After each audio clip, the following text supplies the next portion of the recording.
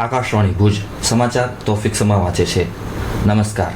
પ્રધાનમંત્રી નરેન્દ્ર મોદી આજે સવારે 11 વાગે આકાશવાણી પર મન કી બાત કાર્યક્રમમાં દેશ અને વિદેશના લોકો સાથે પોતાના વિચારો રજૂ કરશે।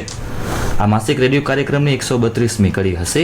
આ કાર્યક્રમ આકાશવાણી અને દૂરદર્શન સમગ્ર નેટવર્ક, આકાશવાણી ન્યૂઝ વેબસાઇટ અને news on air mobile application પર પ્રસારિત કરાશે। તેનું જીવંત પ્રસારણ Akashvani news, Doordarshan news, PMO અને માહિતી અને પ્રસારણ મંત્રાલયની યુટ્યુબ ચેનલ પર પણ કરાશે। હિન્દી પ્રસારણ પછી તરત જ આકાશવાણી પ્રાદેશિક ભાષાઓમાં આ કાર્યક્રમનું પ્રસારણ કરાશે। મન કી બાતને આવરી લેતું કચ્છી બુલેટિન આજે સાંજે 7:05 આકાશવાણી ભુજ પરથી પ્રસારિત થશે। મુખ્યમંત્રી ભૂપેન્દ્ર પટેલના અધ્યક્ષસ્થાને ગાંધીનગરમાં યોજાયેલી ઉચ્ચસ્તરીય બેઠકમાં રાજ્યમાં પેટ્રોલ, ડીઝલ, ગેસ અને અન્ય આવશ્યક ચીજવસ્તુઓનો જથ્થો, વિતરણ વ્યવસ્થા અને લોકોને તે સરળતાથી ઉપલબ્ધ થાય તે માટેની વ્યવસ્થાઓની સમીક્ષા કરવામાં આવી હતી। બેઠકમાં ગેસ, પેટ્રોલ, ડીઝલ, ખાતર સહિતની આવશ્યક ચીજવસ્તુઓનો પૂરતો જથ્થો સુનિશ્ચિત કરાયો હતો। બેઠક અંગે વધુ માહિતી આપતા નાયબ મુખ્યમંત્રી હર્ષ સંઘવીએ જણાવ્યું, શ્રમિકોને મહેનતાણાની ચૂકવણી સમયસર થાય તે અંગે સંબંધિત વિભાગોને સૂચના અપાઈ છે। ઉપરાંત રાજ્યમાં પુરવઠા શૃંખલા જળવાઈ રહે તે માટે મુખ્ય સચિવની અધ્યક્ષતામાં રાજ્યસ્તરીય સંકલન સમિતિની રચના કરાશે તેમ શ્રી સંઘવીએ ઉમેર્યું હતું। રાજ્યના શિક્ષણ વિભાગ દ્વારા વિદ્યાર્થીઓ અને વાલીઓના હિત માટે હવેથી રાજ્યની તમામ શાળાઓમાં લિવિંગ સર્ટિફિકેટ જે તે માધ્યમની ભાષાની સાથે ફરજિયાતપણે અંગ્રેજીમાં પણ તૈયાર કરવાનું રહેશે। આ નિર્ણયને કારણે અન્ય રાજ્યો કે વિદેશમાં ઉચ્ચ અભ્યાસ માટે જતા વિદ્યાર્થીઓને દસ્તાવેજી પ્રક્રિયા અને ભાષાંતરની મુશ્કેલીમાંથી રાહત મળશે। અત્યાર સુધી એલસી માત્ર સ્થાનિક ભાષામાં હોવાને કારણે બહારના રાજ્યોમાં પ્રવેશ મેળવતી વખતે વાલીઓએ નોટરી કે ટ્રાન્સલેશન પાછળ સમય અને નાણાંનો વ્યય કરવો પડતો હતો।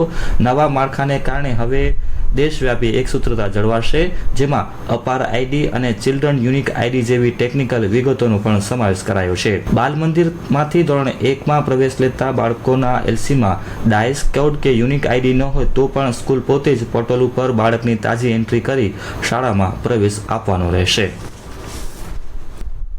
ગાંધીધામ મહાનગરપાલિકા વિસ્તારમાં સમાવિષ્ટ મેઘપર બોરીચી અને મેઘપર કુંભારડીના રહેવાસીઓ માટે ₹129 કરોડના માસ્ટર પ્લાનને રાજ્ય સરકાર દ્વારા સૈદ્ધાંતિક મંજૂરી આપી દેવામાં આવી છે। આગામી 1.5 થી 2 વર્ષમાં પ્રોજેક્ટ પૂર્ણ થતા હજારો લોકોને ઘર બેઠા પૂરતું પાણી મળતું થશે। પાણી પુરવઠા યોજના હેઠળ આધુનિક માળખું ઊભું કરવામાં આવશે, જેમાં મુખ્યત્વે રામબાગ હેડ વોટર વર્ક્સ પર 56 MLDની ક્ષમતા ધરાવતો આધુનિક ટ્રીટમેન્ટ પ્લાન્ટ બનાવવામાં આવશે। વરસામેડીથી રામબાગ હેડ વોટર વર્ક સુધી નવી પાણીની મુખ્ય પાઇપલાઇન નાખવામાં આવશે। મેઘપર બોરીચી અને મેઘપર કુંભારડીમાં 2 નવા ESR પાણીની ઊંચી ટાંકી બનાવવામાં આવશે। સમગ્ર વિસ્તારમાં કુલ 238 કિલોમીટર લાંબી આંતરિક પાણી વિતરણ લાઇનો નાખવામાં આવશે।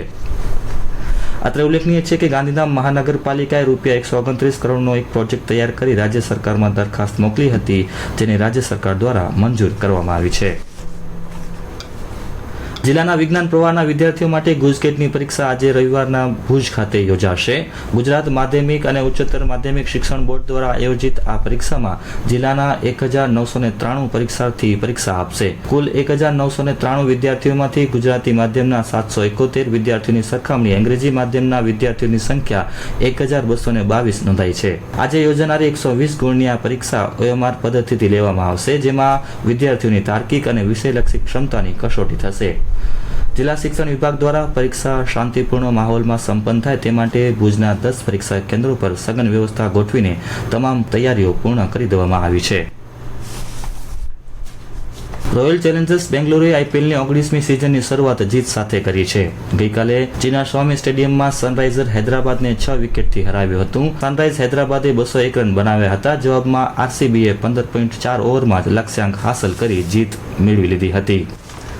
હવામાન વિભાગ દ્વારા આજે અને આવતીકાલ 30 માર્ચે 2 દિવસ યલો એલર્ટ સાથે કમોસમી વરસાદની આગાહી કરવામાં આવી છે। ઉત્તર ગુજરાતમાં ગાજવીજ સાથે વરસાદની આગાહી કરવામાં આવી છે।